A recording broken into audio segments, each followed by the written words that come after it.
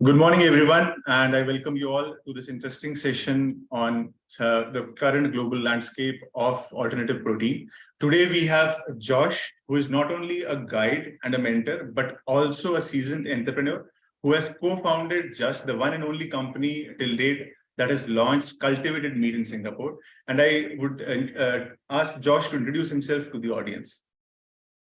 Hey, everyone. My name is Josh. I'm the co-founder of a company called Good Meat and a company called Just Egg.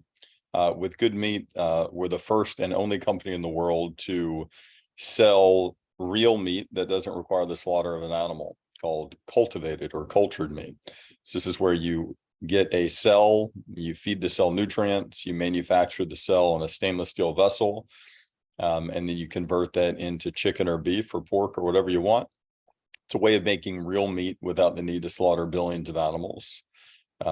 We ultimately think it'll make up the majority of the meat consumed in the world, because today about a third of our world is used just to plant soy and corn to feed the animals we eat.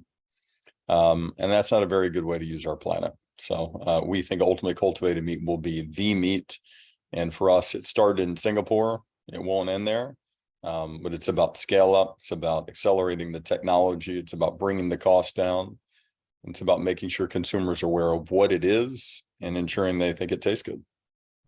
Great. Thanks for giving in the audience a brief perspective. According to you, Josh, what do you think would be the future of this meat? How, from the research point of view? Well, there are a handful of things related to research and development that still needs to be done. One is you need to scale this meat into larger vessels. So today we're making it in vessels around 1,000 liter in size, and ultimately it needs to be 200,000 plus liters in size. And there are a lot of technical obstacles to do that. The design, the engineering of the vessel is called a bioreactor. You need to get our cell densities up. Cell density is a measure of how efficiently you can make it during a given period of time. You need to drive the cost of the media down. The media, for people that are not familiar with it, just means the feed the cell consumes. So amino acids and sugars and salts. So it's everything from the design, the engineering of the vessel, the physics of it, how high the cell density is, and how low the media cost is. So there are research initiatives across each of those elements. Great. If you talk about those elements, we at ClearMeat have been developing or trying to develop various strategies, from be it how to cultivate meat to identify solutions to bring down the price. Where do you think Just and Good Dot is at what stage when it comes to bringing down the price? In the very early stages, definitely bring down the price. So we're not going to see, speaking for us, we're not going to see our goal achieved, which is being lower than the cost of meat. Hold on, just give me lower than the cost of meat until the end of the decade. In order to get lower than the cost before the end of the decade, we need to get larger vessels. We need to drive media costs down. We need to increase cell density. So it's not something that's going to happen next year. It's going to be a multi-year and longer term, multi-decade project to get this kind of meat to be ubiquitous. It is far from easy to do, but necessary to do. You feel that the current landscape, the number of companies that are into this domain, will they be sufficient enough to answer this particular problem? Because, or it requires more input from both entrepreneurs and people out there. I think it requires all the above. I mean, it requires entrepreneurship. I think it requires the insight of large pharmaceutical companies, people that work in large scale fermentation. I think it requires an integration of lots of different ideas from people all across the board. Yeah, it's important that, something can be absolutely necessary and extremely challenging at the same time. And just because something is extremely challenging doesn't mean that you shouldn't go after it, because in this case, it's absolutely necessary that we solve it. Great. What do you think is required from the perspective of consumers? Because you've already started selling it in Singapore. What is the bottleneck for them to accept, and how much time they will take to accept such a thought process from the product point of view and also from the concept point of view? And when you feel companies like us would shift our gears from focusing on certain population or audience that has already understood to moving to global audience? So it depends. When you talk about consumers, there are different groups of consumers. So just think about an electric car. When an electric car first launched, when Tesla first launched, it didn't sell to every single consumer, right? It sold to some consumers, a smaller group. And I think that's what Cultivated Meat is now in Singapore. It's selling to people who are more highly educated, who have a bit more money to spend, who are living in an urban environment. So that's the group it's selling to today. Now, ultimately, it's got to sell to everyone to have the kind of impact that we, ultimately that we want it to have. But among that consumer group today, it's being taken in really positively. People love the taste of it, meaning they think it tastes like chicken. They're willing to eat it instead of conventional chicken, which is really important for us because we don't want them to eat it every once and again. We want them to eat it instead of the conventional approach to making chicken. But ultimately, companies like us and yours and all the others in the space need to drive the cost down so far that it's accessible to everyone. And then ultimately, we need to continue to be very transparent about what it is. We shouldn't, hide the fact that it's made in a stainless steel vessel in sterile conditions without hormones and antibiotics. And this is different than needing a live animal and slaughtering it. Now, some people will hear that and think, oh, that sounds kind of strange. But some people will hear it and say that sounds like something that I'd want to get behind. So I think driving down the cost down and being really open about it are both important. Based on your consumer feedback till date, what has been your experience when it comes to people who are so, I would not say negative, but so not accepting this product from the perspective of manufacturing? People will say, this sounds strange. That's usually it's strange that it's made in a vessel. It's strange that you don't need a live animal. And some of those people decide not to eat it. And then some of those people decide to eat it and they realize it tastes like chicken and then they get used to it. So I think we have to accept that, this is for so many people, this is a completely novel, odd way of making meat. Now, maybe to us, it's not, right? To us, it's just obvious. But we have to accept that it's new for a lot of people, and that's fine. And we just have to work through it, right? We have to try to meet people where they are. We have to explain the process patiently to people. And, just like all new technologies, it takes some time to get used to, but then before you know it, it becomes the only thing that people use. It's hard to think of a technology that wasn't initially strange in the beginning. There's a microwave over here to the right. I mean, that was strange. Phone was strange. An electric car was strange. Buying stuff off the internet was strange. Delivery in 30 minutes was strange. Watching a movie in 5 seconds that you normally would have to go to the theater to was strange. But these things that are a little hard to get used to eventually become wound in our lives because we realize they're better. And I think the same will be the case for me, made in this way. So based on your customer feedback, do you think that people accepting such a product has to do more with their consciousness towards sustainability, or is it just a social stigma attached to it? I think like all things with human beings, it's very rarely a singular thing, right? We're not AIs, right? We're multidimensional emotional animals. The reason why I love my dog is not just because she's playful. It's not just because she cuddles with me. It's not just because I think she's smart. It's not because all these things, go into it. And I think with cultivated meat, people are drawn to it because it's real meat that they can feel better about. And better about is everything from it being free of hormones and antibiotics, it being much less intensive to the environment. Better about is that it doesn't require the slaughter of an animal. There are a lot of different things, and different things weigh differently for people, but I think there's overall an impression, a sentiment that this is just a better kind of meat, and that's what people respond to.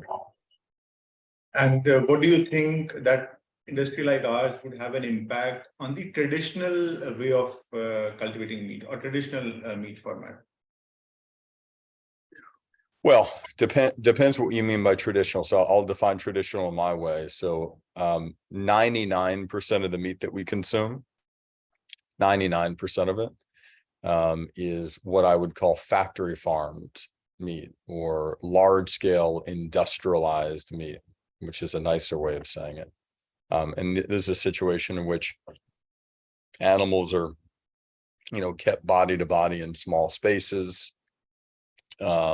They are under any measure not treated well and given good lives.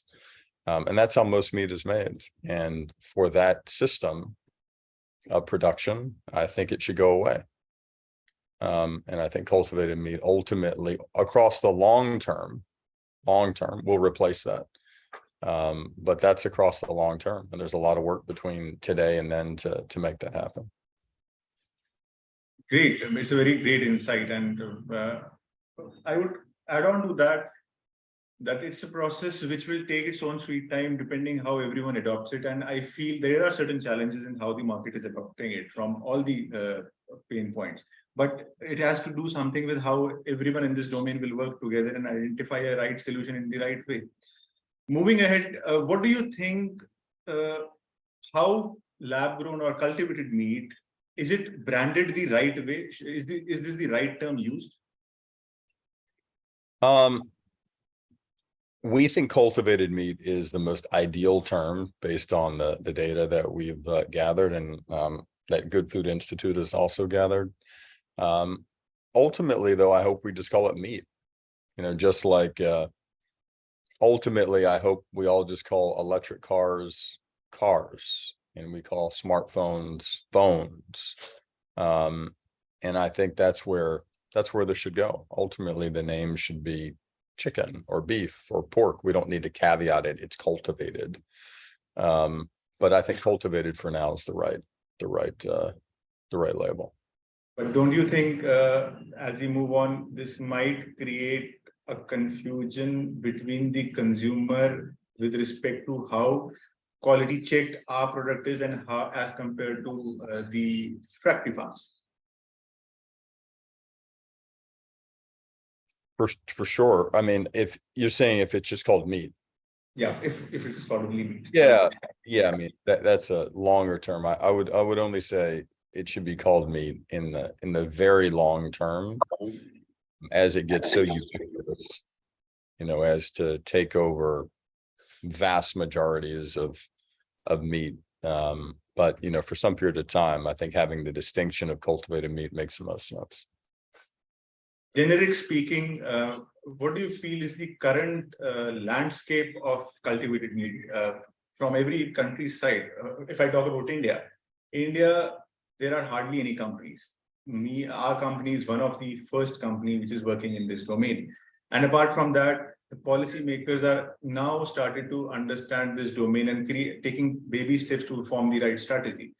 So India is in a very initial stage, but it is one of the most highly valued market for any food product. So when you take this as an example, what do you feel is the status of other countries? Well, the status of other countries. I don't have that deep of insight into sort of the very specifics of what other companies are doing all around the world.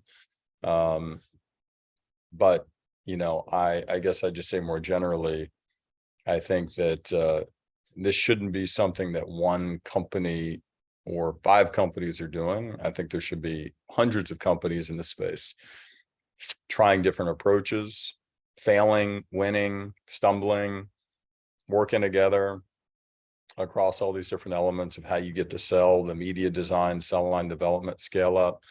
That increases the probability that this is going to succeed longer term. Do you feel that number of companies, there are approximately 120 plus companies globally working in this domain. Do you feel we would be able to match collectively the current demand, or there is a huge demand supply gap, even if it is accepted? Well, I guess the capacity is less about number of companies, because you could have 1 billion companies. You could have 1 billion companies that are only able to produce 100,000 pounds a year, and that would be insufficient to supply the world's meat consumption. Or you could have 100 companies that are able to produce a lot more and could. So it's less about number of, and it's more about companies building the capacity, the infrastructure to do it. But there are 80 billion animals on the planet roughly that are slaughtered on a yearly basis, and to build the infrastructure necessary to produce enough meat to replace them is an enormous task, and will require a number of companies, require tens of billions of dollars of investment, and is a project of a lifetime. There's no getting around that. You talk about investment, so that brings a question in my mind. You have been raising funds for such a long time, and every company out there is trying to hold, because it's a very financially intensive project. What makes you, what are your thoughts that why investors are so reluctant to get into this domain? Well, I think some investors see it as an unproven technology, right? There's only one cultivated meat product that's being sold anywhere in the world today, right? That's our chicken product in Singapore. So, I think it's understandable that they look at it as unproven. There's still a lot of work to be done to drive the cost down. Still a lot of work to be done to drive the technology. So for some investors, they'll see this as, very early days, and they won't want to be a part of it. And some will look at it as very early days and see there's a massive opportunity to get into it. So I don't think every investor looks at it the same way.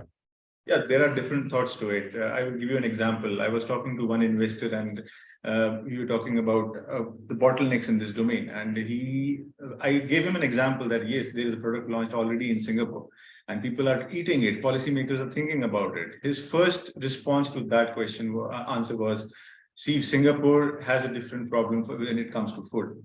You talk about countries like UK, US, and India, for example. He was not ready to accept such a concept being adopted by government policymakers. So from your experience, how are different countries reacting to such a thought process?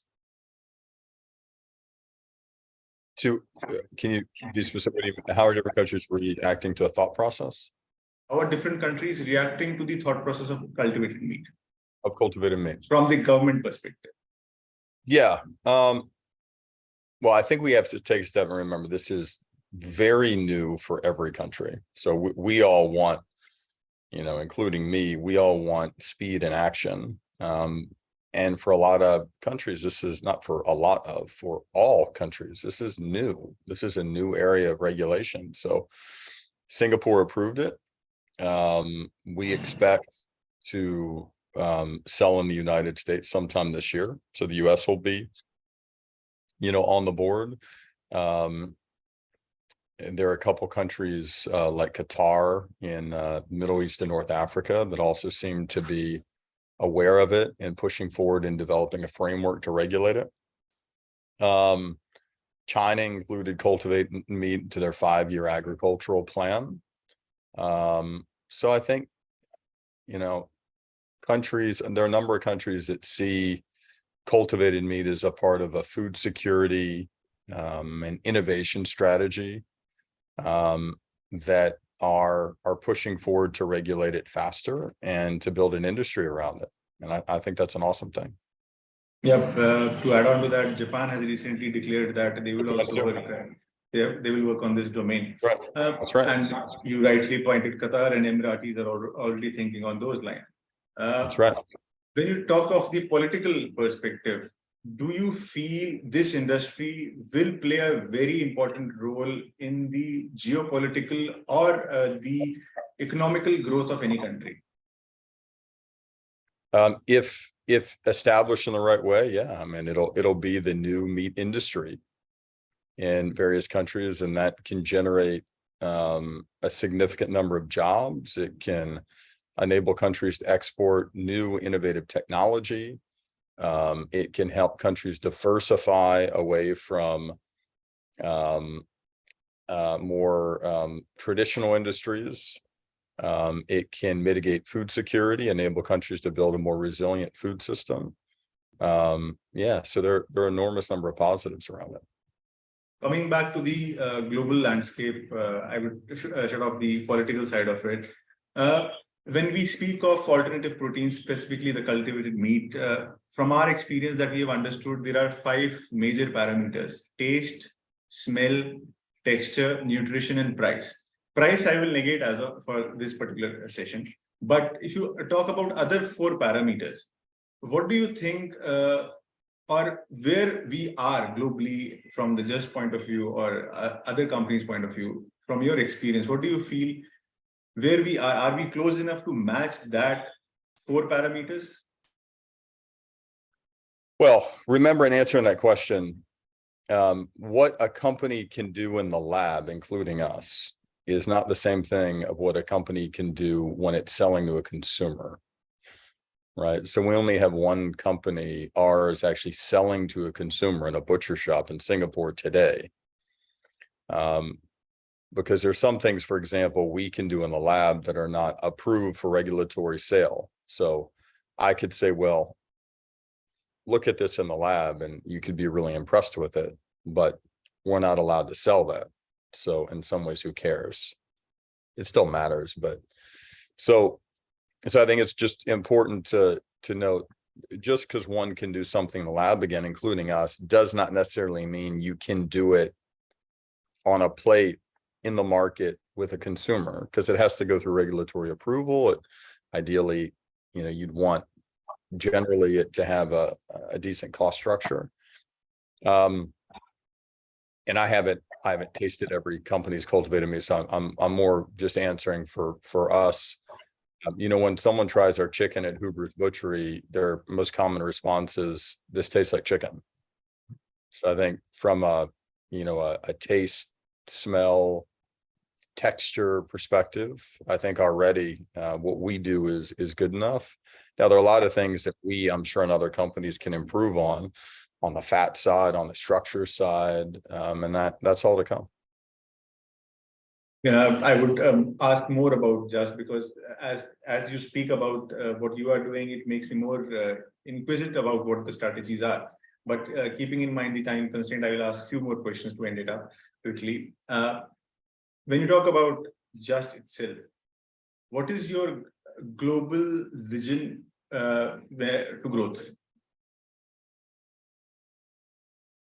It's a pretty simple one. It's build cultivated meat infrastructure in Singapore, in the United States, in the Middle East, elsewhere.